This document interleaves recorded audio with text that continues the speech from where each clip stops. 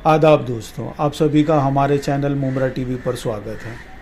क्या होगा अगर हम सब मिलकर अमेरिका को नहीं कहना शुरू कर दें? नहीं चाहिए हमें यूएस की सर्विसेज, नहीं चाहिए हमें अमेरिका की टेक्नोलॉजी, नहीं चाहिए हमें अमेरिका की तरफ से कोई आर्म्स और एम्युनिशन। वक्त आ गया है कि हम अमेरिका को ना कहना शुरू कर दें। वक्त आ गया है कि हम सब मिलकर अमेरिका को बायकॉट करें। नहीं चाहिए हमें Apple, Coca Cola, Boeing, Google, McDonald, Microsoft. वक्त आ गया है दुनिया को बदलने का। वक्त आ गया है अमेरिका को खामोश और निकल जा कहने का। ये मुश्किल ज़रूर है पर नामुमकिन नहीं।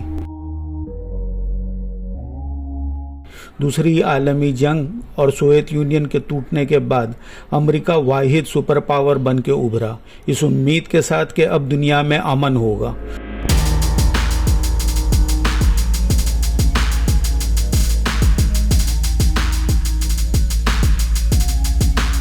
शुरू में हर चीज़ ठीक थी, लेकिन लोग अमेरिका के हुकूमती प्लान से वाकिफ नहीं थे।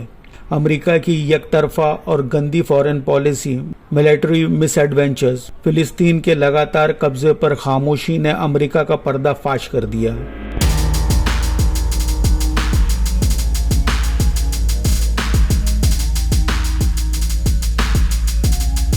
दो 2025 और डोनाल्ड ट्रंप की नाकामयाबी यूक्रेन की जंग और गाजा का जेनोसाइड रुकवाने में और उसके साथ साथ ईरान पर हमले ने सारी दुनिया को अचंभे में डाल दिया। ट्रंप की ट्रेड वॉर ने दुनिया वालों के गुस्से से भरे बांध को तोड़ने का काम किया और आज सारी दुनिया अमेरिका के खिलाफ खड़ी है। चाइना दुनिया का पहला ऐसा मुल्क हो गया जिसने अमेरिका की ताकत को ललकारते हुए अमेरिका पर सैंक्शन लगा दिए और सारी दुनिया में बॉयकॉट अमेरिका का चर्चा होने लगा। पिछले 80 सालों में अमेरिका का सबसे बड़ा एक्सपोर्ट जंग ही रहा है। दूसरी जंगी अजीम के बाद से अब तक यूनाइटेड स्टेट्स ऑफ अमेरिका ने 70 से ज़्यादा मुल्कों से जंग या तो फिर हमला कर चुका है, जिसमें बड़ी जंगें, छोटे हमले, ड्रोन स्ट्राइक, घुसपैठी हमले शामिल हैं।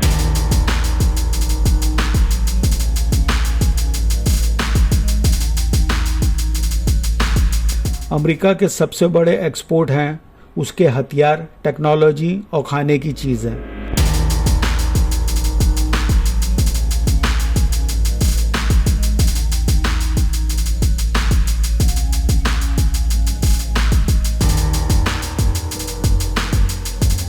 क्या होगा अगर हम अमेरिका से हथियार ना खरीदें? तो दुनिया भर में हो रही ज़्यादातर जंगों की वजह अमेरिका और यूरोपियन आर्म इंडस्ट्री है।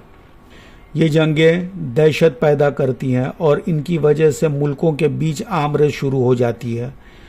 इन्हीं हथियारों से इजराइल और यूक्रेन जैसे मुल्कों को हिम्मत मिलती है दूसरे मुल्कों से लड़ने की। अगर ये हथियार ना हो तो यूक्रेन को अपनी औकात पता चल जाएगी, इजराइल अपनी गलीज हरकतें बंद कर देगा और मिडल ईस्ट में अमन बरकरार होगा।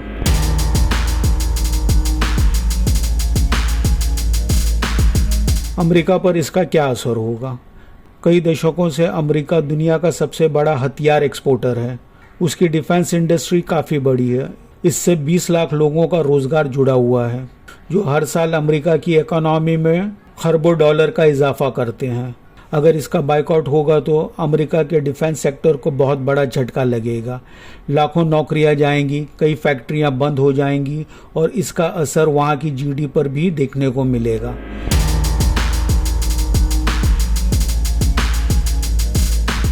ऐसे हालात में लोग दूसरे सप्लायर तलाश करेंगे। यूरोप में फ्रांस और जर्मनी अपना प्रोडक्शन बढ़ा सकते हैं। रशिया, नॉर्थ कोरिया और ईरान पर जब किसी तरह की कोई पाबंदी नहीं होगी तो वो अपने हथियार अफ्रीका, एशिया और लैटिन अमेरिका में आसानी से बेच सकेंगे। चाइना पहले ही काफ़ी आगे है अच्छे और सस्ते हथियार बनाने में। टर्की और साउथ कोरिया ने भी काफ़ी तरक्की की है सस्ते ड्रोन्स, मिसाइल्स और डिफेंस सिस्टम बनाने में। हथियारों के बिना अमेरिका का आलमी असर और रसूख बहुत ही कम हो जाएगा। हथियारों के सौदे अक्सर फौजी तरबियत, इंटेलिजेंस शेयरिंग और डिप्लोमेटिक टाइज के होते हैं। बैकआउट से न सिर्फ अमेरिका की इकोनॉमी को नुकसान पहुंचेगा बल्कि आलमी इतिहाद में भी बदलाव होगा।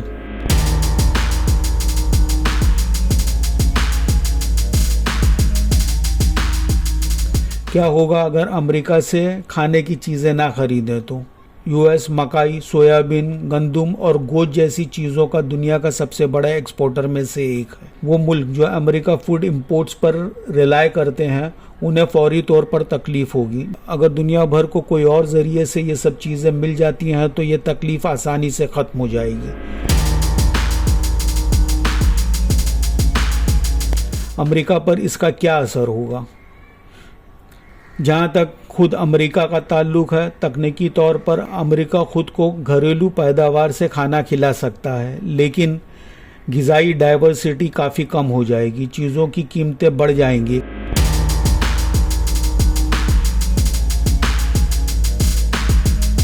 क्या होगा अगर हम अमेरिकन टेक्नोलॉजी ना खरीदें तो? अगर दुनिया अमेरिकन टेक कंपनी जैसे कि Apple, Google, Microsoft, Amazon, Meta, Nvidia, Intel का बाइकआउट करती है तो इससे बड़े पैमाने पर आलमी असरात होंगे। उसके फौरी असरात ये सब हो सकते हैं। बहुत से मुल्क अमेरिकन टेक्नोलॉजी पर डिपेंड करते हैं प्रोडक्टिविटी और कम्युनिकेशन के लिए। हज़ारों ऐप्स और सिस्टम्स यूएस टूल्स पर प्लेटफॉर्म्स पर काम करते हैं। डेवलपर्स को अल्टरनेटिव्स ढूंढने पड़ेंगे जो शुरू में काफ़ी परेशानी पैदा कर सकते हैं।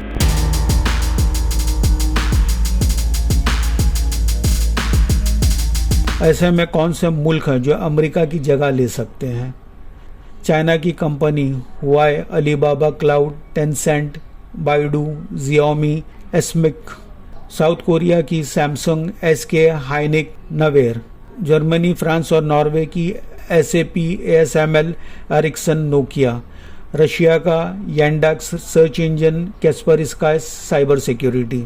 इंडिया एक सॉफ्टवेयर और सर्विस पावर हाउस बन सकता है अगर इन्वेस्टमेंट और R&D बढ़ाएं तो।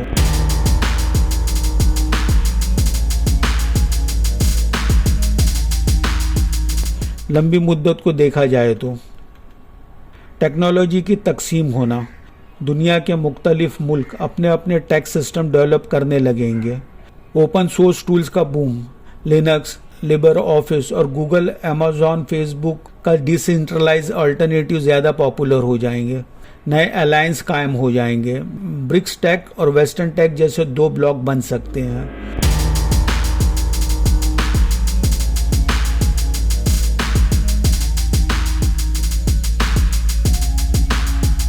दुनिया की 20% GDP का अमेरिका वारिस है। उसका पूरी तरह से बायकॉट करना पूरी दुनिया में एक हलचल पैदा कर देगा।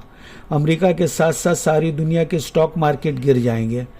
अमेरिकन स्टॉक मार्केट क्रैश हो सकता है। रातों रात ट्रिलियंस ऑफ डॉलर्स का नुकसान हो जाएगा।